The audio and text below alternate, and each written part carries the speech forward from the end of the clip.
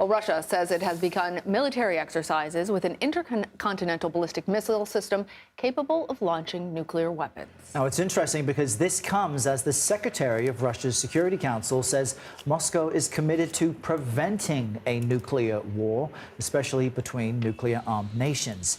Meanwhile, Ukraine's president told the Associated Press he still wants to meet with China's president. Of course, I gave all the diplomatic and public and not public to President of China, to leader of China, and I want to speak with him because I had contact with him before full-scale war, but during all this year, more than 1 year, I didn't have, and I really wait when our teams will find the solution. But no plans yes. at the moment. Yes. Okay. Yes. Would you invite him here to Ukraine? Oh yes, we are ready. We are ready to see him here.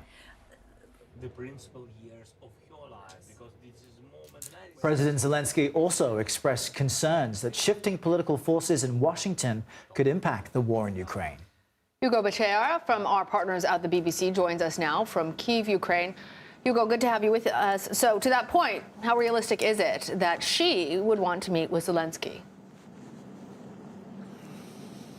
Yeah, I don't think anyone is expecting President Xi to be coming to Kyiv anytime soon. Remember, this is a leader who was just days ago shaking hands with the Russian president in Russia, and China remains the most important Russian ally internationally. And I think differences remain. I mean, China has put forward a peace proposal calling for a ceasefire that has been dismissed by the Ukrainians, by Western leaders, has been seen as a proposal that favors Russia. So I think differences remain. And in this interview, President Zelenskyy also said that there has been no contact between him and President Xi in this war. So I think it shows that, differences remain. So I don't think it's nobody's expecting President Xi to be coming to this country anytime soon. Yeah, no contact at all. That certainly jumped out at me. Hugo, we want to ask you about what's happening at the Zaporizhia nuclear plant. Of course, it's seen recent or increased military activity nearby. Moscow now says it's ready to discuss safety concerns at the plant. I remember they had taken the employees hostages months ago. What does it say about Russia's plans, and what is the status of the plant and its staff today? Yeah, it's hard to believe that the Russians are serious about negotiating any kind of plan to reduce tensions around this facility. Remember, this is Europe's largest nuclear power plant. The Russians invaded and took control of this facility in the early days of the war.